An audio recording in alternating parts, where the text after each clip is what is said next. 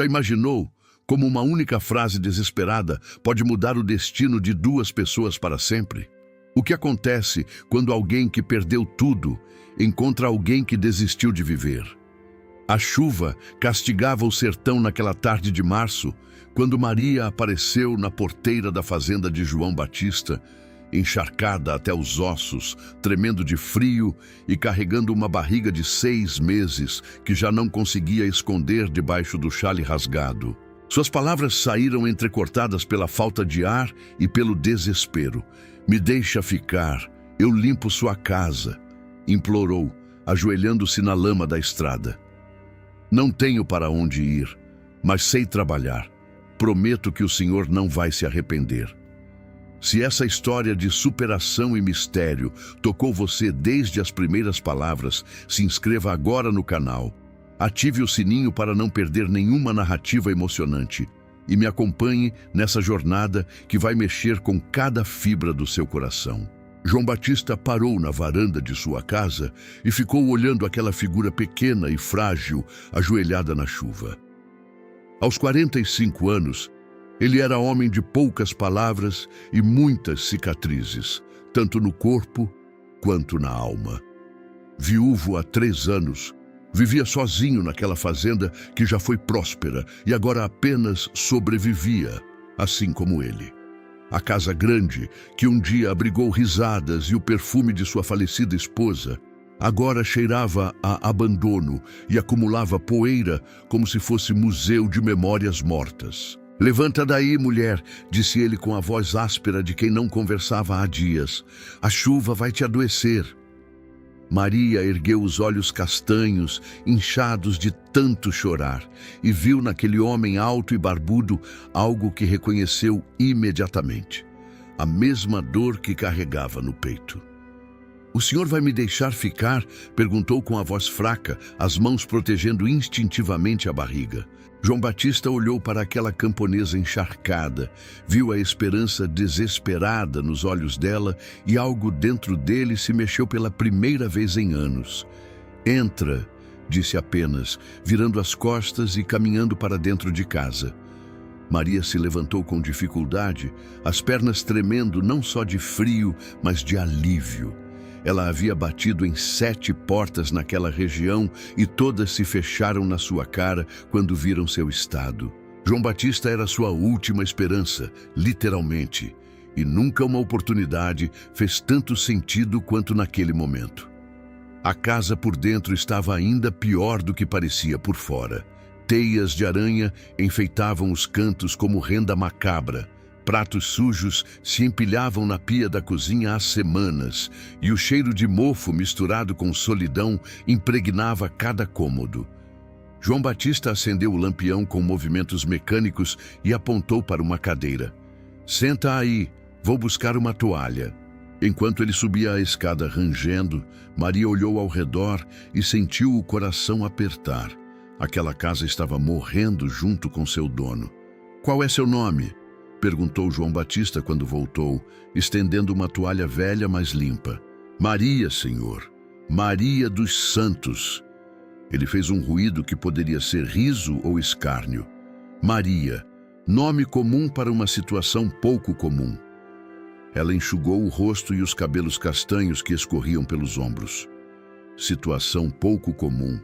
É o que não me falta, senhor." João Batista a estudou em silêncio. Maria era nova, devia ter uns 22 anos, e mesmo encharcada e desesperada, havia uma dignidade em seu porte que chamava a atenção.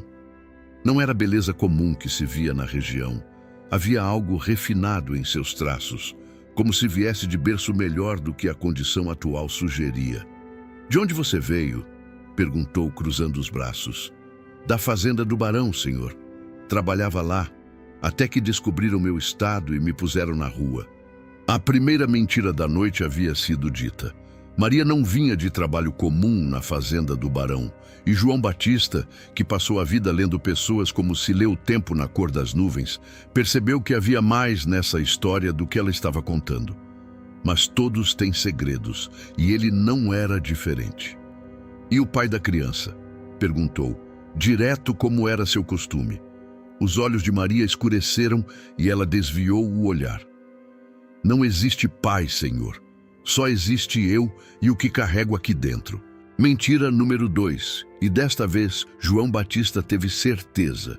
Mulher como aquela não engravidava sozinha, e pela forma como evitou seus olhos, havia uma história bem complicada por trás daquela barriga.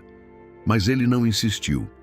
Cada um carrega seus fantasmas do jeito que consegue, e forçar confissão nunca trouxe paz para ninguém. "Está com fome?" perguntou, mudando de assunto. Maria assentiu, as mãos ainda protegendo o ventre. Não como direito há 3 dias. João Batista caminhou até a cozinha e começou a vasculhar as prateleiras. Encontrou arroz velho, alguns ovos que ainda pareciam bons e um pedaço de linguiça que pendia do teto. Não era banquete, mas era comida. Enquanto acendia o fogão a lenha e começava a preparar algo que pudesse chamar de jantar, Maria se levantou devagar e começou a olhar ao redor com olhos diferentes. Não eram mais olhos de quem implora, mas olhos de quem avalia. "Senhor João Batista", disse ela, aproximando-se da pia cheia de pratos encardidos, "me deixa começar a pagar minha estadia." Antes que ele pudesse protestar, Maria arregaçou as mangas do vestido molhado e começou a lavar a louça com movimentos precisos e cuidadosos. João Batista parou de mexer o arroz e ficou observando. Havia algo na forma como ela trabalhava que não batia com o que dizia ser.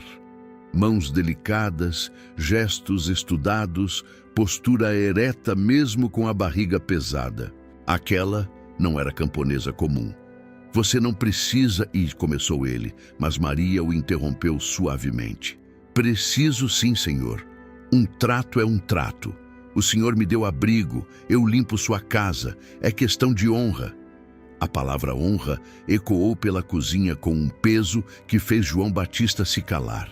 Há quanto tempo não ouvia alguém falar em honra?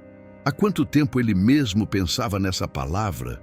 Jantaram em silêncio, ela comendo devagar e com gratidão visível, ele a observando discretamente e tentando decifrar o mistério que havia entrado em sua casa junto com a chuva.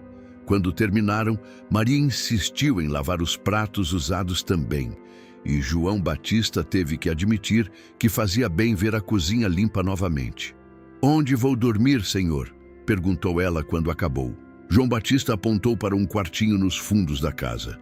"Era da empregada que tive anos atrás. Deve ter lençóis limpos no armário." Maria agradeceu com um aceno de cabeça e se dirigiu para o quarto. Mas antes de desaparecer pelo corredor, virou-se para ele. "Senhor João Batista, o senhor não vai se arrepender de ter me acolhido. Prometo que vou cuidar desta casa como se fosse minha."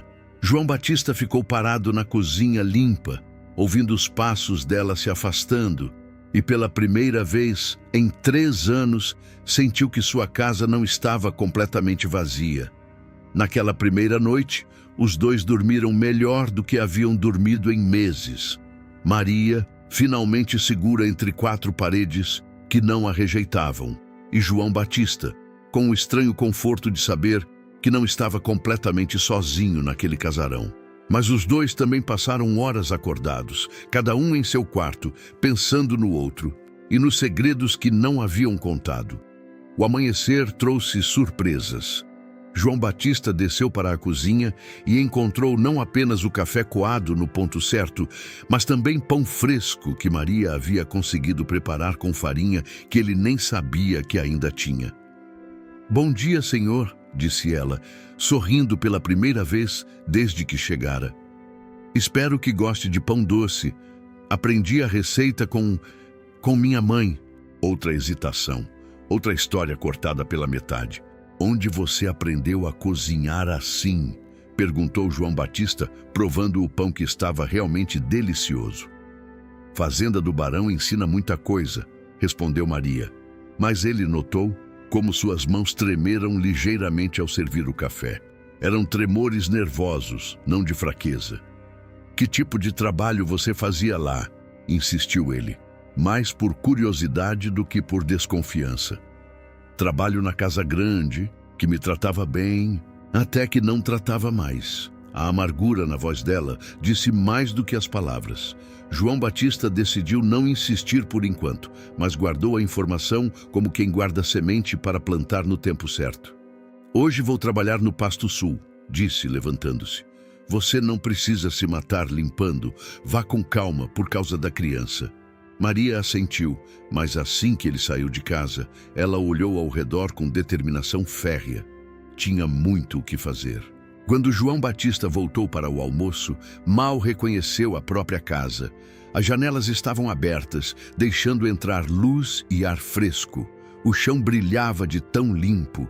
Os móveis haviam sido tirados do lugar e recolocados de forma a criar uma sensação de amplitude que ele não sentia há anos. Mais impressionante ainda era o cheiro. Não mais mofo e abandono, mas algo que lembrava os tempos em que sua esposa estava viva e a casa era realmente um lar. Meu Deus! Murmurou ele, parado no meio da sala. Maria apareceu na porta da cozinha, o rosto corado do esforço, as mãos nas costas, para apoiar o peso da barriga. O almoço está pronto, Senhor. Espero que goste. Ela havia transformado os ingredientes simples que ele tinha em casa numa refeição digna de domingo. Frango ensopado, arroz soltinho, feijão no ponto certo e até uma salada com verduras que ela havia encontrado na horta abandonada atrás da casa. Você não devia ter se esforçado tanto, disse ele, preocupado, ao ver o cansaço em seus olhos. Está grávida, precisa se cuidar. Maria sorriu, e pela segunda vez ele percebeu como ela era bonita quando não estava desesperada. O trabalho não mata, Senhor. O que mata é a falta de propósito. As palavras dela ecoaram na cabeça de João Batista durante todo o almoço. Falta de propósito. Era exatamente o que ele sentia há 3 anos. Naquela tarde, enquanto João Batista voltava para o campo, Maria continuou sua transformação silenciosa da casa. Ela trabalhava com método e conhecimento que só vem de quem foi criada em ambiente refinado. Sabia como tratar madeira antiga sem danificar, como remover manchas de tecidos delicados, como organizar uma casa para que cada canto tivesse função e beleza. Definitivamente não havia aprendido aquilo trabalhando como empregada comum. No 3º dia, aconteceu algo que mudou a dinâmica entre eles. Maria estava limpando a biblioteca, um cômodo que João Batista havia abandonado completamente depois da morte da esposa, quando descobriu uma coleção de livros de poesia. Quando ele chegou em casa, a encontrou sentada numa poltrona que ela havia limpo e reposicionado junto à janela, lendo um volume de Machado de Assis com uma fluência que o deixou perplexo. Você sabe ler? Perguntou, sem conseguir esconder a surpresa. Maria ergueu os olhos do livro e, por um momento, seu cuidado com as palavras falhou. Sei sim, Senhor. Aprendi desde pequena. João Batista se aproximou devagar. Onde uma camponesa aprende a ler Machado de Assis? Maria fechou o livro lentamente, percebendo que havia se entregado. Na fazenda do barão, como eu disse. Que fazenda ensina a empregada a ler Machado de Assis? Insistiu João Batista, mas não com agressividade. Havia curiosidade genuína em sua voz, misturada com algo que poderia ser preocupação. Maria ficou em silêncio por um longo tempo, acariciando a capa do livro. Uma fazenda onde a empregada não era bem empregada, disse finalmente, tão baixo que ele quase não ouviu. As semanas seguintes passaram numa dança cuidadosa de proximidade e distância. Maria continuava transformando a casa, e João Batista começou a perceber que estava ansioso para voltar do campo todos os dias. Não era apenas pela comida boa ou pela casa limpa, mas pela presença dela. Pela primeira vez em anos, tinha alguém com quem conversar, mesmo que as conversas fossem cheias de meias-verdades e histórias cortadas. Maria, por sua vez, florescia naquele ambiente. A barriga crescia saudável, as bochechas ganharam cor, e ela começou a cantar baixinho enquanto trabalhava. João Batista, às vezes, a escutava da varanda e ficava parado, só ouvindo, porque era uma das coisas mais bonitas que havia presenciado em muito tempo. Ela cantava cantigas que ele não conhecia, melodias sofisticadas que definitivamente não vinham de tradição camponesa. Um mês depois da chegada de Maria, João Batista tomou uma decisão que ele mesmo não conseguia explicar completamente. Voltou da cidade com tecidos finos e linhas coloridas. Para fazer roupas para a criança, disse, deixando os pacotes na mesa da cozinha.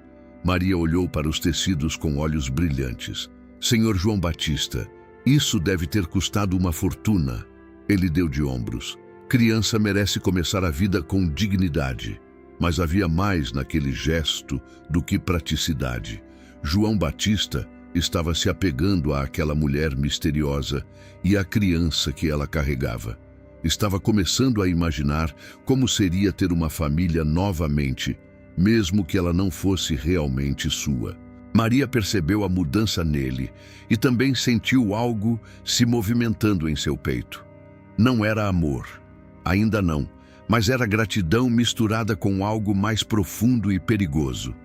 Uma noite de junho, quando o frio começava a apertar, Maria passou mal. João Batista a encontrou sentada no chão da cozinha, pálida e tremendo, as mãos apertando a barriga. Acho que algo está errado, murmurou ela com medo nos olhos. João Batista não hesitou. Pegou-a no colo, a colocou na carroça e galopou pela noite escura até chegar à parteira mais próxima, que morava a 2 léguas de distância. Dona Francisca, uma mulher negra de 60 anos que já havia trazido metade das crianças da região ao mundo, examinou Maria com mãos experientes e olhos perspicazes. A menina está bem e a criança também, disse para João Batista enquanto preparava um chá calmante. Foi só um susto. Mas me diga uma coisa, moço. Desde quando você se importa tanto assim com uma agregada? A pergunta pegou João Batista desprevenido. Desde quando mesmo? Quando havia parado de pensar em Maria como alguém que estava apenas pagando uma dívida e começado a vê-la como... O que exatamente? Ela é boa pessoa. Foi tudo que conseguiu responder. Dona Francisca sorriu com a sabedoria de quem já viu muitas histórias de amor disfarçadas de arranjos práticos. Boa pessoa mesmo, e bem-nascida também, pelo que vejo. O que você quer dizer com isso? Perguntou João Batista. Essas mãos nunca pegaram enxada, menino. E olha a postura dessa menina, mesmo grávida e assustada. Essa aí foi criada com luxo. João Batista olhou para Maria, que dormia no catre da parteira, sob efeito do chá calmante, e sentiu uma mistura de curiosidade e preocupação crescendo no peito. No caminho de volta, Maria estava mais calma, mas também mais silenciosa que o normal. Obrigada, disse ela quando ele a ajudou a descer da carroça. Não precisava ter feito isso por mim. João Batista parou na frente dela, as mãos ainda segurando seus braços para dar apoio. Claro que precisava, você é... Ele hesitou, procurando a palavra certa. Importante para mim.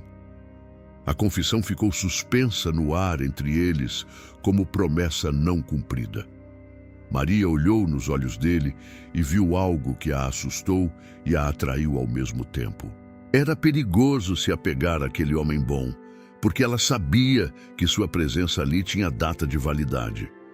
Cedo ou tarde, a verdade sobre quem ela realmente era viria à tona, e quando isso acontecesse, teria que partir. As chuvas de julho trouxeram isolamento para a fazenda e, paradoxalmente, maior proximidade entre João Batista e Maria. Presos em casa pelos temporais que duravam dias, eles começaram a conversar mais, a compartilhar histórias, algumas verdadeiras, outras cuidadosamente editadas. João Batista contou sobre sua esposa, sobre como se conheceram na feira da cidade, sobre como viveram juntos e felizes até ela adoecer. Maria, por sua vez, falou sobre a infância no campo, sobre uma mãe que morreu cedo e um pai que a abandonou. Versões distorcidas de uma verdade muito mais complicada. Mas havia momentos em que ela se esquecia de mentir, momentos em que citava autores que uma camponesa não deveria conhecer, ou usava palavras que denunciavam uma educação refinada demais para sua história oficial. Uma dessas tardes chuvosas, Maria estava costurando roupinhas para o bebê quando sentiu os primeiros movimentos mais fortes. Sem pensar, chamou João Batista. "Venha sentir", disse, pegando a mão dele e colocando sobre a barriga.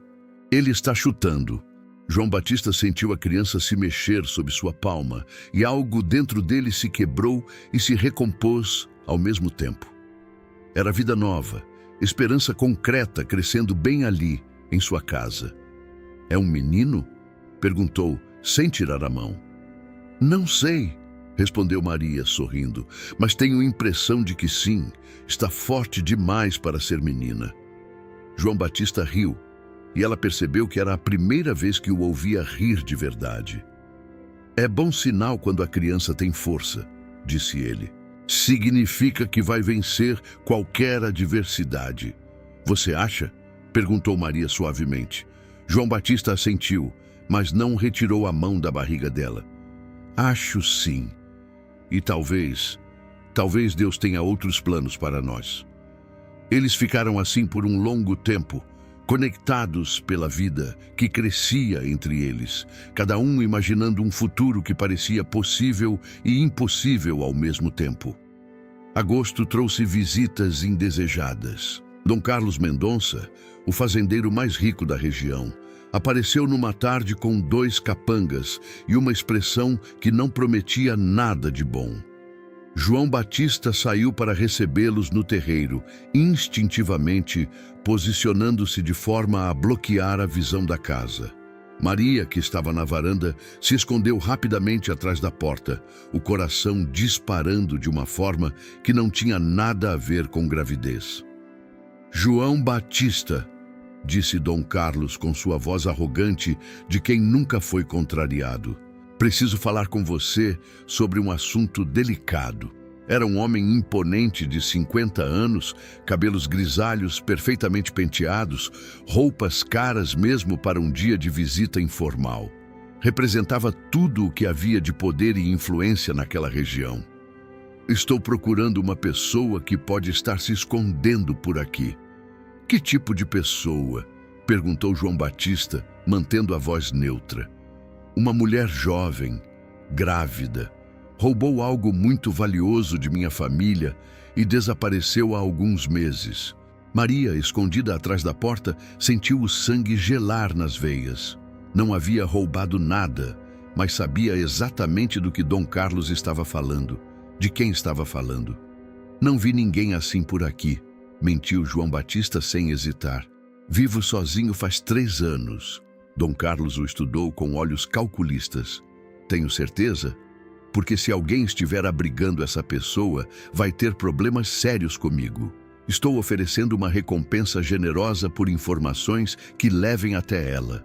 "Já disse que não sei de nada", repetiu João Batista, desta vez com uma firmeza que fez Dom Carlos apertar os olhos.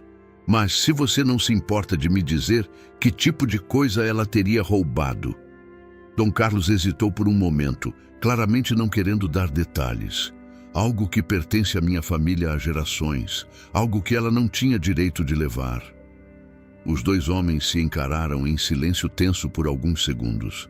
Maria podia sentir a hostilidade no ar, mesmo de onde estava escondida.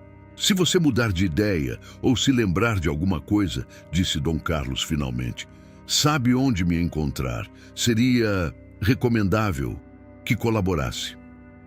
A ameaça estava clara nas palavras e no tom.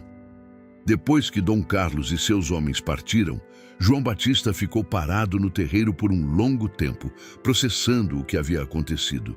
Quando finalmente entrou em casa, encontrou Maria sentada na cozinha, pálida como um fantasma, as mãos tremendo enquanto segurava uma xícara de chá. "Você ouviu?" perguntou ele. Ela assentiu sem conseguir falar. "O que você roubou dele?" perguntou João Batista, sentando-se à sua frente. Não havia acusação em sua voz, apenas preocupação genuína. Maria olhou para ele com lágrimas nos olhos. "Nada", disse com voz embargada. "Eu não roubei nada, João Batista, mas ele tem razões para me procurar mesmo assim." Era a primeira vez que ela o chamava pelo nome, sem o tratamento formal, e isso não passou despercebido. "Então me conta a verdade", disse ele suavemente. "Toda ela, porque se Dom Carlos está atrás de você, você está em perigo real. E se você está em perigo, eu também estou agora." Maria fechou os olhos e respirou fundo. Havia chegado o momento que ela sabia que chegaria mais cedo ou mais tarde. "Meu nome não é Maria dos Santos", começou com voz fraca. "Meu nome é Maria Mendonça. Dom Carlos é meu pai." O silêncio que se seguiu foi ensurdecedor. João Batista a encarou como se ela tivesse crescido 2 cabeças. "Seu pai, você é filha de Dom Carlos?" Maria assentiu, as lágrimas agora correndo livremente. "Filha bastarda. Minha mãe era agregada na fazenda dele e quando ele se cansou dela, nos expulsou. Mas me criou como se fosse filha legítima, me deu educação, me tratou bem, até que cometi o erro de me apaixonar." "Por quem?" perguntou João Batista, embora uma parte dele já soubesse que não queria ouvir a resposta. "Por seu filho legítimo, por Carlos Júnior." A bomba havia explodido. João Batista ficou olhando para ela, sem conseguir processar completamente a informação. "Você está grávida do seu meio-irmão?" "Não é bem assim", disse Maria rapidamente. "Carlos Júnior não sabe que somos meio-irmãos. Dom Carlos nunca contou para ele sobre minha mãe. Para Carlos, eu era apenas a agregada bonita que vivia na casa. E eu me apaixonei perdidamente por ele." Ela cobriu o rosto com as mãos. "Foi um erro terrível. Quando Dom Carlos descobriu, me expulsou imediatamente. Disse que eu tinha tentado seduzir seu filho para me aproveitar da família." João Batista se levantou e começou a andar pela cozinha, tentando organizar os pensamentos. "E Carlos Júnior, ele sabe que você está grávida?" Maria balançou a cabeça. "Não sabe de nada. Achava que era só uma aventura. Dom Carlos se certificou de que ele nunca soubesse da gravidez. Me mandou embora na calada da noite e inventou qualquer história para explicar meu sumiço. Por isso ele disse que você roubou algo da família", murmurou João Batista, entendendo finalmente. "A criança. Você está carregando um Mendonça e ele não quer que isso venha à tona." Maria assentiu. "Se as pessoas descobrirem que Carlos Júnior engravidou a filha bastarda de Dom Carlos, será um escândalo que pode destruir a reputação da família. Especially since..." Since what?" perguntou João Batista. "Carlos Júnior está noivo", completou Maria com voz quebrada. "Vai se casar em dezembro com a filha do prefeito, um casamento arranjado que vai consolidar o poder político de Dom Carlos na região. Uma bastarda grávida não pode atrapalhar esses planos." João Batista parou de andar e olhou para ela com uma mistura de compreensão e determinação. "Por isso você estava desesperada naquela noite. Por isso aceitou qualquer coisa, até limpar a casa de um desconhecido." Maria assentiu. "Eu tinha que desaparecer completamente. Se Dom Carlos me encontrar..." Ela não terminou a frase, mas não precisava. "Ele não vai encontrar você", disse João Batista com uma firmeza que a surpreendeu. "Não enquanto você estiver sob meu teto." Maria olhou para ele com espanto. "Mas agora você sabe quem eu sou. Sabe o problema que eu represento. Por que não me entrega para ele? Ele deve ter oferecido uma boa recompensa." João Batista se ajoelhou na frente dela e segurou suas mãos. "Porque em todos esses meses você se tornou mais família para mim do que Dom Carlos jamais foi." porque você trouxe vida de volta para esta casa e para mim. E por quê? Ele hesitou, procurando coragem. Eu me apaixonei por você, Maria. Não por quem você era ou de onde veio, mas por quem você é aqui comigo. A confissão ficou suspensa no ar entre eles, como uma ponte que poderia conectá-los ou desabá-los definitivamente. Maria olhou nos olhos sinceros de João Batista e viu algo que nunca havia encontrado nem mesmo em Carlos Júnior. Amor verdadeiro, sem condições, sem jogos de poder, sem segundas intenções. João Batista, você não entende, disse ela com voz embargada. Eu carregar o filho de outro homem. E não é qualquer homem, é um Mendonça. Isso vai te trazer problemas pelo resto da vida. João Batista apertou as mãos dela. O filho que você carrega vai ser meu filho se você me deixar. Vou dar meu nome a ele, vou criá-lo como se fosse meu sangue. E vou me casar com você, se você quiser, para proteger vocês dois. Era uma proposta feita do fundo do coração, mas Maria sabia que havia complicações que João Batista não conseguia dimensionar completamente. E se Dom Carlos descobrir onde estou? E se ele vier com a polícia, com alguma acusação inventada? Você vai perder tudo. João Batista sorriu pela primeira vez desde que a conversa havia começado. Já perdi tudo uma vez quando minha esposa morreu. Sobrevivi, mas não vou conseguir sobreviver se perder você agora. Naquela noite, eles dormiram como um casal pela primeira vez, não no sentido físico. Maria estava grávida demais para isso, mas no sentido emocional. João Batista estendeu uma manta no chão da sala e eles ficaram deitados lado a lado, conversando baixinho sobre o futuro, fazendo planos que pareciam impossíveis, mas necessários. Preciso sair da região quando a criança nascer, disse Maria.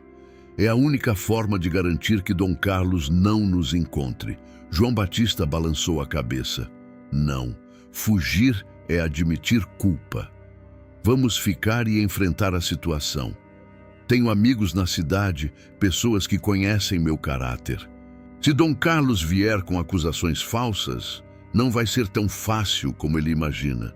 Você tem certeza? Perguntou Maria, querendo acreditar, mas com medo de esperar demais. Absoluta, respondeu João Batista, puxando-a mais para perto. Vamos nos casar antes da criança nascer. Assim ela vai ter o sobrenome Silva, não Mendonça. E Dom Carlos vai ter que provar que a criança é de seu filho, o que vai ser impossível sem admitir que Carlos Júnior estava envolvido com você. Era um plano arriscado, mas era melhor que fugir sem destino. Maria se aconchegou contra o peito de João Batista e pela primeira vez em meses dormiu sem pesadelos. Do lado de fora, o vento sussurrava entre as árvores, como se aprovasse a decisão deles. Setembro chegou com preparativos secretos para um casamento que precisava acontecer rapidamente e discretamente. João Batista usou seus contatos para conseguir todos os documentos necessários, incluindo uma certidão de nascimento para Maria, que a identificava como órfã sem família conhecida. Não era completamente mentira. Ela realmente não tinha família que a reconhecesse. O padre da cidade vizinha, um homem idoso e compreensivo que conhecia João Batista há anos, concordou em realizar a cerimônia sem fazer muitas perguntas. Às vezes Deus coloca pessoas no nosso caminho exatamente quando precisamos, disse ele enquanto preparava os papéis. E quem sou eu para questionar os desígnios divinos? Mas Dom Carlos não estava parado. Suas investigações haviam se intensificado e ele estava contratando mais homens para vasculhar a região. João Batista sabia que era questão de tempo até que alguém falasse sobre a mulher grávida que estava morando em sua fazenda. Precisavam acelerar os planos. O casamento aconteceu numa manhã de terça-feira, na capela pequena da cidade vizinha, com apenas o padre e 2 funcionários como testemunhas. Maria usava um vestido simples de algodão branco que ela mesma havia costurado, e João Batista vestia seu único terno bom. Era uma cerimônia modesta, mas havia algo de profundamente sagrado naquelas duas pessoas se comprometendo uma com a outra contra todas as adversidades. Aceita Maria como sua esposa para protegê-la e amá-la em todas as circunstâncias? Perguntou o padre. Aceito, respondeu João Batista, olhando nos olhos dela. E você, Maria, aceita João Batista como seu marido para honrá-lo e acompanhá-lo em todos os caminhos? Maria sentiu lágrimas de gratidão e amor descendo pelo rosto. Aceito. Quando saíram da capela como marido e mulher, Maria se sentiu protegida de uma forma que nunca havia experimentado antes. Não era apenas a proteção legal do casamento, mas a sensação de finalmente pertencer a alguém que a queria exatamente como ela era, com todos os seus problemas e complicações. A viagem de volta para casa foi tranquila, mas quando chegaram à fazenda, encontraram um recado amarrado no portão. Dom Carlos havia estado ali procurando por João Batista. A mensagem era simples e direta. Preciso falar com você urgentemente. Venha à minha fazenda amanhã pela manhã, ou vou ter que tomar medidas mais drásticas. Não vai, disse Maria imediatamente. É uma armadilha. Ele vai inventar alguma acusação contra você. Mas João Batista balançou a cabeça. Tenho que ir. Se eu não aparecer, ele vai vir aqui com força total. Pelo menos indo até lá, posso controlar a situação. Era uma decisão arriscada, mas talvez fosse a única chance de proteger Maria definitivamente. Na manhã seguinte, João Batista se vestiu como se fosse a uma reunião de negócios importante. Maria preparou sua comida favorita para o café da manhã, como se fosse um ritual de proteção. Se eu não voltar até o pôr do sol, disse ele, vá para a casa de Dona Francisca. Ela vai cuidar de você até a criança nascer. Você vai voltar, disse Maria com uma determinação que não sabia de onde vinha. Tem que voltar. Somos uma família agora. João Batista a beijou na testa e partiu, deixando-a na varanda, observando até que desaparecesse na estrada. A fazenda de Dom Carlos era tudo o que a fazenda de João Batista não era. Opulenta, intimidadora, projetada para impressionar e diminuir as visitas. João Batista foi recebido por capangas armados e escoltado até um escritório luxuoso, onde Dom Carlos o esperava atrás de uma mesa imponente de madeira entalhada. João Batista, disse Dom Carlos sem se levantar para cumprimentá-lo. Obrigado por vir. Imagino que você saiba por que está aqui. João Batista se manteve em pé, recusando a cadeira que lhe foi oferecida. Na verdade, não sei. Sua mensagem não foi muito específica. Dom Carlos sorriu, mas era um sorriso sem calor. Não vamos perder tempo com jogos. Sei que você está abrigando minha filha. João Batista manteve a expressão neutra. Sua filha? Não sabia que você tinha uma filha na idade de andar por aí procurando abrigo. Maria Mendonça, filha bastarda, mas filha mesmo assim. E ela está carregando uma criança que pode causar problemas sérios para minha família. Dom Carlos se levantou e começou a andar pelo escritório. Estou preparado para fazer uma oferta generosa para resolver essa situação de forma civilizada. Que tipo de oferta? Perguntou João Batista, mantendo a voz firme, apesar do coração estar batendo acelerado. 50 mil réis para você entregar à mulher, e mais 50 mil se você se certificar de que ela nunca mais aparece por aqui. Era uma fortuna, dinheiro suficiente para comprar 3 fazendas como a de João Batista. E se eu disser que não sei do que você está falando? Perguntou João Batista. O sorriso de Dom Carlos desapareceu. Então vou ter que tomar medidas mais persuasivas. Tenho amigos na polícia, João Batista. Seria muito fácil inventar alguma acusação contra você. Roubo de gado, por exemplo, ou sonegação de impostos. Crimes que levariam você para a cadeia por muitos anos. O silêncio se estendeu entre eles como cabo de guerra invisível. João Batista sabia que Dom Carlos não estava blefando. Tinha poder suficiente para destruir a vida de qualquer pessoa na região. Mas também sabia que ceder significaria trair Maria e a criança que ela carregava. Preciso de um tempo para pensar, disse finalmente. É uma decisão importante. Dom Carlos assentiu, satisfeito por ter plantado a semente da dúvida. Claro, mas não muito tempo. Digamos, até amanhã ao meio-dia. Depois disso, vou assumir que você escolheu o caminho difícil. João Batista saiu da fazenda de Dom Carlos com a mente fervilhando de preocupação e determinação em partes iguais. A oferta era tentadora não pelo dinheiro, mas pela promessa de paz. Mas entregar Maria seria como arrancar seu próprio coração e pisoteá-lo. Não havia sequer possibilidade de considerar a ideia seriamente. O que precisava era de um plano. E enquanto cavalgava de volta para casa, uma ideia começou a se formar em sua cabeça. Era arriscada, mas talvez fosse a única forma de proteger Maria definitivamente sem fugir ou se esconder para sempre. Quando chegou em casa, encontrou Maria esperando na varanda, o alívio estampado no rosto ao vê-lo. Graças a Deus você voltou, disse ela, correndo para abraçá-lo. Pensei que talvez ele... João Batista a tranquilizou com um abraço apertado. Estou aqui e tenho uma ideia que pode resolver nosso problema de uma vez por todas. Naquela noite, João Batista explicou seu plano para Maria. Era audacioso e dependia de muitas variáveis que estavam fora do controle deles, mas tinha uma chance real de sucesso.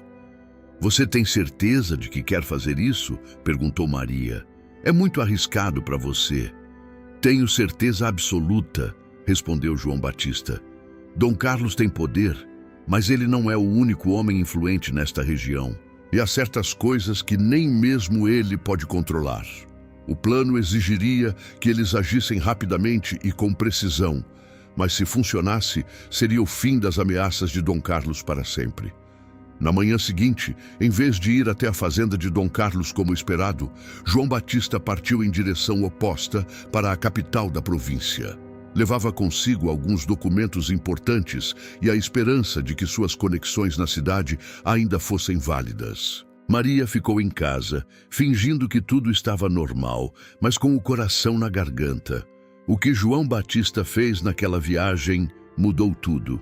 Ele procurou um antigo amigo que agora era advogado influente e contou toda a história, incluindo detalhes que nem mesmo Maria sabia. Descobriu coisas sobre Dom Carlos que explicavam muito sobre o desespero do homem em manter o escândalo enterrado.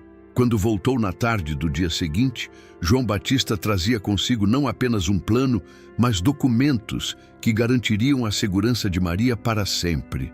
Dom Carlos havia subestimado a determinação de um homem apaixonado e as consequências de anos de arrogância e abusos de poder.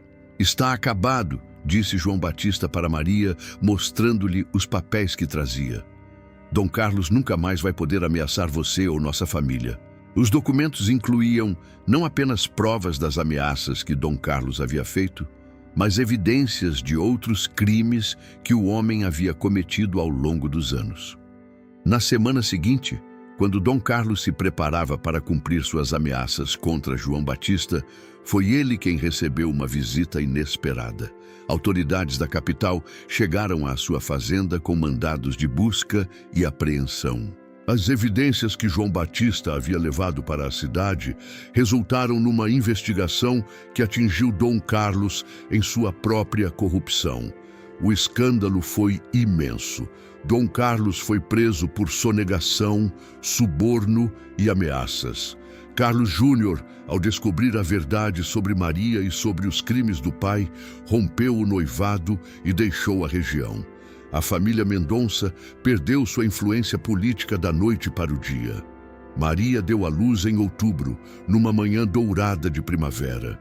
Foi um parto tranquilo, assistido por Dona Francisca, e quando o bebê nasceu, um menino forte e saudável, João Batista estava lá para recebê-lo como se fosse sangue de seu sangue. Como vamos chamá-lo? Perguntou Maria, segurando o filho nos braços. Antônio, respondeu João Batista sem hesitar. Antônio Silva, meu filho. E naquele momento, olhando para a mulher que amava e para a criança que seria criada como sua, João Batista soube que todas as dificuldades valeram a pena. Anos depois, a fazenda de João Batista e Maria se tornou uma das mais prósperas da região. Antônio cresceu forte e inteligente, sem nunca saber que João Batista não era seu pai biológico. Para todos os efeitos, tinha sido desde o momento em que decidiu proteger Maria naquela primeira noite de chuva. A história de como uma camponesa grávida que implorou por abrigo se tornou a esposa respeitada de um fazendeiro próspero virou lenda na região. Mas poucos conheciam os detalhes reais, as ameaças, o mistério, a coragem necessária para enfrentar um homem poderoso e vencer. Maria nunca se esqueceu das palavras que havia dito naquela primeira noite. Me deixa ficar, eu limpo sua casa. Ela havia limpado muito mais que a casa, havia limpado a tristeza, a solidão e o desespero. E em troca, havia encontrado não apenas abrigo, mas um lar verdadeiro. Se essa história de superação, mistério e amor verdadeiro tocou seu coração, se inscreva no canal, deixe seu like e compartilhe com alguém que precisa saber que, às vezes, as maiores transformações começam com um simples pedido de socorro. Comente abaixo qual tema você gostaria de ver no próximo vídeo. Histórias de amor, mistério, aventura ou superação. Sua opinião é muito importante para nós. Obrigado por estar aqui conosco mais uma vez. Até o próximo encontro e lembre-se, nunca subestime o poder de um coração generoso e uma segunda chance.